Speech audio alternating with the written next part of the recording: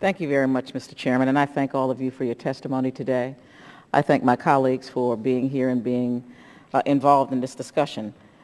Let me just for the record say that I understand fiscal responsibility and accountability as well as anyone. I believe that those who break the law should be punished.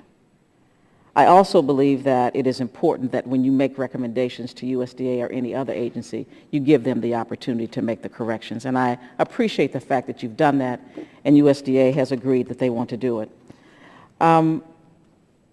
It is important for us to understand a couple of things. One is that when we use the words waste, fraud, and abuse, we don't use it in defense. We don't use it in transportation and infrastructure. We use it for poor people. We use it in domestic programs. We use it in Social Security, Medicaid, and Medicare.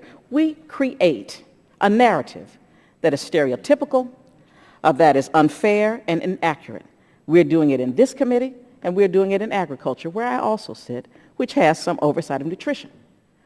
I have come to the point where it is my understanding that the only thing we are concerned about is poor people, and if they are scamming the system. We didn't do it in Iraq and Afghanistan, where we've spent more than $800 billion. I don't recall hearing about waste, fraud, and abuse. Only in these programs. I appreciate the fact that you are working very hard to make sure that the taxpayers' money is spent appropriately. I agree with what you do. I also agree that it's important to feed hungry children. I agree with that.